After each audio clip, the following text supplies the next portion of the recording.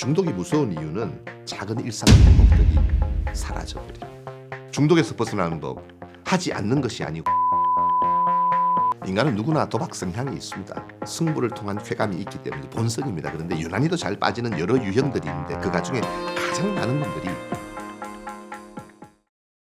안녕하세요. 정신건강의학과 전문의 신영철입니다. 그래서 중독의 정의는 금단 증상이 생기고 내성이 생기고 조절력을 상실해요. 그래서 일상생활에 지장이 있을 때 병적으로 보게 되는 것입니다. 구분할 수 있습니까? 주식은 투자인가요? 도박인가요? 이상하죠? 이 주식이 무슨 도박이야? 그런 생각이 들 수도 있고. 근데 문제는 이 도박이 아닌 주식을 도박화하는 능력을 가진 분들이 있습니다. 우리나라에 특히 많은 것 같아요. 우리가 어떤 행위가 중독에 빠지기 위해서는 특히 주식 같은 문제는 두 가지가 필요하죠. 첫째는 하이 리스크, 하이 리턴이에요. 안정된 데에 넣어놓고 기다린다. 이거는 도박이 안 됩니다. 예상치 못하게 엄청 따고 딸 때는 이럴 때는 또 막 완전히 바닥이 되고 이게 진폭이 커야 도박성이 형성되는 건데 예측이 안 돼야 돼요. 근데 이게 두 번째는 사고 팔고를 반복해야 됩니다. 기다린다는 것은 뇌에 자극이 안 되죠. 빨리 보상이 주어져야만 중독성이 강해지니까 사고 팔고를 반복하게 되는 것이죠. 특히 주식 중독자들은 내가 감내할 수 있는 수준을 넘어서는 거죠. 이게 투자가 되기 위해서는 내가 가진 재산 가운데 여유분을 가지고 투자하는 것이에요. 그러니까 기다릴 수 있는 여유가 충분히 있어야 되고 이랬을 때 감내할 수 있는 능력이 있어야 돼요. 그게 투자예요. 근데 우리는 그렇지 않아요. 내 삶의 여유를 가지고 투자하는 것이 아니라 내 삶의 전부를 걸어버리죠. 이거는 도박성이 있는 것이고 이 상황이 내 삶에 지속적으로 영향을 미친다면 중독이라고 보는 것이 맞겠습니다. 도박에 빠지는 사람들의 특징이 인간은 누구나 도박 성향이 있습니다. 승부를 통한 쾌감이 있기 때문에 본성입니다. 그런데 유난히도 잘 빠지는 여러 유형들이 있는데 그 중에 가장 많은 분들이 자극 추구형들입니다. 자극 추구형이 뭘까? 그러면 뭔가를 하면 깊이 빠집니다. 이 뇌가 무료함을 견디지 못합니다. 끊임없이 새로운 자극을 추구하는 사람들이 이걸 novelty seeking이라고 그럽니다. 이런 성향을 타고난 기질을 갖고 있는 사람들이 있습니다. 구슬치기, 딱지치기에도 다 따야 되는 인간들이 있어요. 어릴 때. 승부욕이 아주 강한 승부사의 기질을 갖고 있습니다. 당구 쳤죠? 물어보면 300 정해져 있어요. 그중에는 ADHD라고 해서 요즘에 산만한 성향을 가진 친구들이 많이 포함되어 있습니다. 가족력이 있는 경우도 많고요. 뭔가 타고난 기질 같은 게 있어요. 만들어진 게 아니고. 어릴 때부터 그런 표시가 나는데 열정도 있고 에너지도 있어. 다 좋아. 문제는 방향성이에요. 뭐든지 처음에 접하면 너무 재밌다 그러고 열심히 합니다. 한 석 달쯤 지나면 같은 자극이 계속 반복되면 뇌에 더 이상 재미가 없죠. 반응이 오지 않죠. 새로운 자극을 찾아 나서야 됩니다. 꾸준함이 떨어지는 친구들이죠. 되게 안정감을 추구하는 사람들도 있고 새로운 자극을 추구하는 사람들이 있는데 이 새로운 자극을 추구하는 사람들이 어떤 중독적인 행동에 물들게 되면 쉽게 빠지는 경향을 가지고 있죠. 그리고 우리는 자극 추구형이라 그러고 반대로 현실 도피적인 적응장애형도 있습니다. 현실에서는 우울하고 불안하고 재미가 없고 자극이 안 되는데 그것만 하고 있을 때는 행복하네. 술 마시는 건 똑같잖아요. 현실에서는 불안하고 우울한데 술만 마시면 기분이 좋아지고 자신감이 생겨. 도박에 빠져 있으면 모든 걸 잊을 수 있어. 이 중독이 내 정서적인 치료제로 일시적으로 작용하는 거죠. 문제는 결과적으로 부정적이니까 더 우울하게 되고 또 반복하게 되는 이런 여러 가지 유형들이 있을 수가 있습니다. 우리는 도박 중독자가 아니죠. 나는 도박에 빠질 가능성이 있을까요? 없을까요? 당연히 있죠. 누구든지 예외는 아닙니다. 더 쉽게 빠지는 분이 있긴 하지만 누구든지 예외는 아닙니다. 일반적으로 처음에 도박을 할 때는 재미로 심심풀이 호기심에서 하게 되죠. 유희로서 이 도박을 하게 됩니다. 그러다가 대부분 빅 윈이라고 해서 큰 돈을 따게 되는 경험을 하게 되고 이게 도파민을 올리게 되고 자극에 뇌가 물들게 되죠. 이런 일이 반복되는데 계속 따면 좋지만 결국은 돈을 잃는 시기가 오죠. 그럼 이걸 만회해야 되잖아요. 무리수를 두게 되죠. 마지막에는 이제 안 되는 줄 알지만은 나올 수가 없습니다. 매몰 비용이라 그럽니다. 예를 들면 도박에서 내가 1,000만 원을 잃었어요. 그러면 그게 손실일까요, 아닐까요? 도박을 하고 있는 동안은 그것은 손실이 아닙니다. 도박을 끊고 나오는 순간 이거는 확정 손실이 되어버립니다. 그래서 못 나오는 거예요. 나오는 순간 현실적으로 엄청난 문제에 부딪히게 되잖아요. 그걸 피하는 가장 좋은 방법은 계속 도박을 하고 있는 것입니다. 둘째는 많은 분들이 도박을 돈의 문제라고 생각합니다. 돈 따기 위해서 도박하는 거죠. 물론 도박이나 주식, 코인은 돈과 연관이 있죠. 그러나 이게 돈만의 문제가 아니라는 사실을 여러분이 아셔야 됩니다. 금방 증명할 수 있습니다. 술을 마시는데 일주일 뒤에 취한다. 술 마실래요? 안 마시죠. 중독자가 훅 떨어질 겁니다. 술을 마시면 지금 기분이 좋아져요. 도파민이 올라가고 기분이 뿅 가야 되죠. 그 기분으로 마시는 겁니다. 근데 지금 마시는데 일주일 뒤에 취한다. 누가 마시겠어요? 경마장을 가서 베팅했는데 이 말들이 석 달 뒤에 들어온대. 누가 베팅하겠어요? 막 달려서 그 들어오는 스릴을 맛봐야 되거든요. 근데 이놈이 나가서 석 달 뒤에 들어오면 안 하죠. 만약에 돈의 문제라면 베팅을 해야 됩니다. 지금 들어오나 석 달 뒤에 들어오나 똑같잖아요. 안 합니다, 사람들이. 무슨 말인가 하면 중독은 즉각적인 보상이 없으면 이루어지지 않습니다. 지금 술 마시면 지금 반응이 와야 되고 지금 베팅을 하면 바로 결과가 나와야 돼. 이런 도박일수록 중독성이 강하게 되는 것입니다. 그래서 항상 빨리 승부가 나는 도박에 우리가 몰입하게 되는 이유가 바로 여기에 있습니다.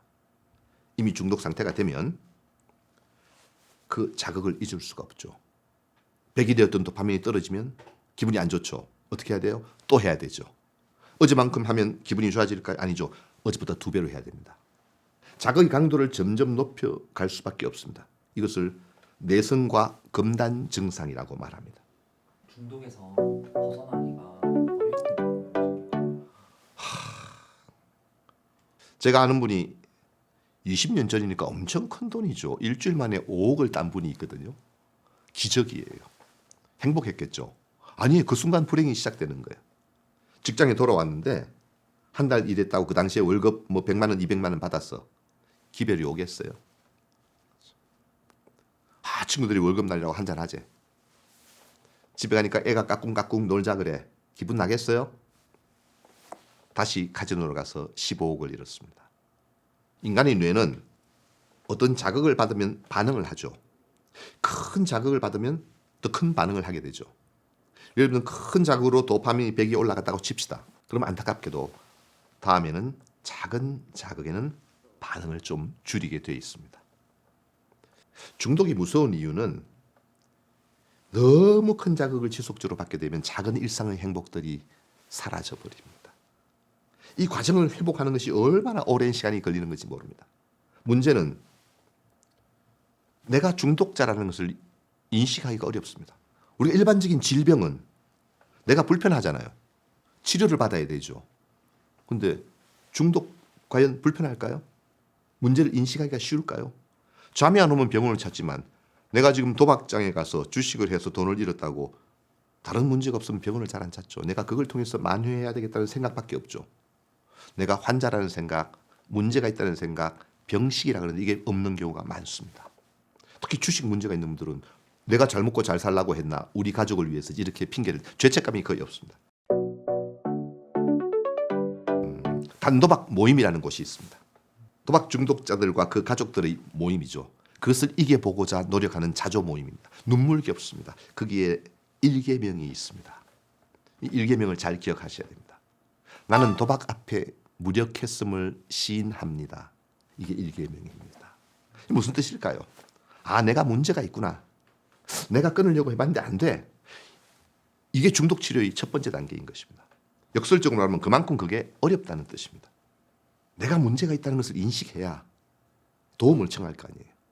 근데 많은 중독자들이 나는 마음만 먹으면 안 할 수 있습니다. 이제 다시는 술 안 마십니다. 다시는 도박하지 않습니다. 이 말은 다음 주에 또 하겠다는 뜻입니다. 왜? 자기 문제를 인식하지 못하고 있고 당연히 조심성도 떨어지죠. 늘 같은 행동을 반복하게 됩니다. 그래서 내가 늘 가르쳐 줍니다. 마음만 굳게 먹으면 목숨을 걸고 만약에 도박을 안 하기로 결심하면 안 할 수 있겠죠. 그럴 것 같기도 하고. 그러면 치료가 끝났잖아요. 근데 왜 치료를 받아야 되고 왜 도움을 받아야 되고 왜 모임을 가야 하나요? 이유가 뭘까요? 중독의 치료는 0 아니면 100밖에 없습니다. 50% 이런 거 없습니다. 10번 중에 9번을 참았죠. 엄청 잘 참은 거죠. 90%죠. 0%입니다. 10번 중에 9번을 참았다는 말은 한 번은 했다는 뜻이죠. 원상태로 돌아가 버립니다. 의미가 없는 이야기입니다. 완벽한 조절력을 얻는 것이 우리의 목표가 일단은 돼야 됩니다. 물론 그러지 못한 경우도 많이 있지만 일단 우리의 목표는 10번 중에 10번을 조절하는 것입니다. 이거는 혼자만의 힘으로 되는 것이 아니기 때문에 선배들이 조언을 받고 도움을 받고 치료를 필요로 하는 것입니다. 그래서 내가 문제가 있음을 시인하는 것, 그게 치료의 1단계라는 것을 인식하셔야 됩니다. 1단계 이후에 또 해야 할 것이 중독에서 벗어나는 물론 초기에는 환경을 차단하고 이별, 빠이빠이 하는 게 급선 36개 전법이라 그럽니다. 어차피 내가 붙으면 지니까 도망가는 게 최선이지만 그것만으로 회복할 수는 없습니다. 가장 중요한 것은 하지 않는 것이 아니고 하지 않고 무엇을 하느냐입니다. 자꾸 우리 본인도 그렇고 가족도 그렇고 나는 그거 다시 안 해. 여기에 초점을 맞추는 경우가 있죠. 아닙니다. 안 하는 게 뭐 중요합니까? 안 하고 뭐 하느냐가 중요하지. 술은 끊었는데 맨날 집에 누워서 잠만 자면서 뭐 욕하고 때리고 내가 술 마시라 그랬어요. 차라리. 농담이지만. 도박은 안 하는데 매일 집에서 후성세월하고 게임만 하고 놀고 있다. 그게 무슨 의미가 있죠? 우리가 왜 도박을 끊고 왜 술을 끊어야 돼요? 의미 있는 내 삶을 살기 위해서요. 지금보다 행복하기 위해서는 중독 행위를 중단하는 것이 아니에요. 중단하고 뭘 하느냐에 우리가 초점을 맞출 수 있어야 합니다. 그래서 술이나 도박처럼 우리 도파민을 100을 올릴 수 있는 물질이 행동이 우리 삶에 있나요? 없습니다. 안타깝지만 중독자에게는 정말 대박을 쳐가지고 올라갈 수 있는 일이 현실에서는 거의 없습니다. 그럼 어떻게 하면 될까요? 10 올라가는 거 10개를 만드는 수밖에 없습니다. 간단한 것입니다. 오랜 시간과 비용과 노력이 드는 것이죠. 그래서 어려운 것입니다. 그러나 현실적으로 말하자면 그래 내가 100을 한꺼번에 올리는 것은 못하지만 10 올리는 거 10가지를 만들면 되겠구나. 대안을 마련하는 것. 이것이 가장 중요한 겁니다. 실제로 제가 경험했던 분 가운데 전과가 무지무지 많아요. 근데 50대 치료받고 왔어요. 집단 치료에 참여했는데 다들 뭐 아이고 저 나이에 저렇게까지 도박했는데 왜 왔지 그랬더니만 선생님 제 삶에 있어서 도박을 빼고 나니까 아무것도 남는 게 없어요. 도박 없는 세상에서 한번 살아보고 죽고 싶습니다. 하지 않는 것이 중요한 것이 아니고 안 하고 뭘 하는 것이 중요한 것을 깨달은 거예요. 그리고 이분이 무슨 기사 자격증을 땄어요. 새로운 삶을 산다고 이렇게 뵀는데 감동이었어요. 그래서 급성기에는 무조건 하지 않는 것이 우선이지만 길게 보자면 안 하는 건 별로 중요한 게 아니야. 안 하고 내가 뭘 하는가 여기에 초점을 맞추셔야 됩니다. 본인도 마찬가지, 가족들도 마찬가지입니다. 아까 뭐 말씀해 주셨는데 좀 더 자세하게 설명해 주시거나 아니면 다른 중독에서 벗어나는 마지막 단계가 뭔지 아세요? 누군가를 돕는 것입니다. 아직 우리나라에는 활성화되어 있지 않지만 외국에는 그런 자기가 질병을 앓은 사람이 회복하고 동료 상담가가 된 분이 참 많습니다. 우리나라도 실제로 있습니다. 내가 도박 중독자였는데 거기서 회복하고 나와서 심리를 전공하거나 사회복지를 하면서 상담사가 되어서 실제로 지금 어려움에 처해 있는 분들을 도와주는 분들이 있습니다. 일종의 승화죠. 이게 가장 좋은 방법입니다. 단주 모임, 단도박 모임에 가봐도 이분들이 의사 말은 안 듣지만 선배 말은 듣습니다. 놀라운 일이 벌어집니다. 그래서 특히 내가 그 과정을 어떻게 힘들게 벗어나는 것을 함께 나누는 것이 가장 좋은 치료가 될 때가 있습니다. 그래서 내가 누군가의 삶에 어느 정도 가치 있는 삶을 살 수 있다는 것만으로도 내가 회복의 힘을 얻게 되는 것이거든요.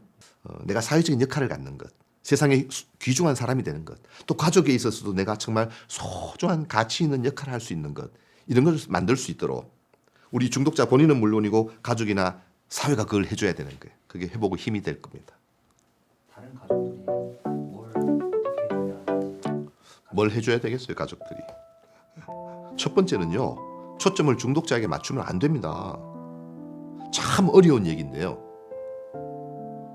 누군가를 돕기 위해서 내가 홀로 써야 됩니다. 우리 모임의 일계명에 보면 또 가족 모임에는 홀로 선 자만이 누군가를 도울 수 있다라고 되어 있습니다. 내가 건강해야 누군가를 도울 수 있습니다. 우리 전 가족의 모든 기분이나 마음이 이 사람의 행동에 달려 있어. 건강한 가족이 아닙니다. 아빠가 술 마시면 막 힘들어하고 술 안 마시면 행복하고 아빠가 도박 아니면 가족 분위기 좋아지고 도박만 이거는 건강한 게 아닙니다. 좀 어려운 이야기지만 이 중독자의 행동과 무관하게 우리는 행복하게 살 준비를 해야 됩니다. 현실적으로 대단히 어렵죠. 그래서 이 사람의 행동에 초점을 맞추지 말고 우리의 삶에 먼저 초점을 맞춰야 됩니다. 그래서 혼자 힘들면은 모임의 도움도 받고 국가기관의 도움도 받고 치료의 도움도 받으셔야 됩니다. 우선순위가 나와 내 가족이 튼튼해지고 그 다음에 중독자를 도와주는 게 우선이다. 이 생각을 반드시 하셔야 되고요. 하지 말라는 소리를 하지 말라고 제가 가르칩니다. 술꾼에게 술 먹지 말라 그러니까 안 마시죠. 그런 법이 어디 있어요. 중독자에게 도박하지 말라는 얘기는 의미 없는 이야기입니다. 관계만 나빠질 뿐이죠. 왜 쓸데없이 그런 행동을 합니까? 하지 말라는 얘기를 하지 말라. 중독자에게는 안 한다는 얘기를 하지 말라고 가르치거든요.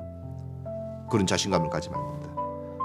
무슨 말인가 하면 남편에게 초점을 맞춰서 혹은 아이에게 초점을 맞춰서 하지 말라가 아니고 완전히 초점을 바꿔서 그 관심과 열정을 자기 자신에게 우리 가족에게 맞춰야 됩니다.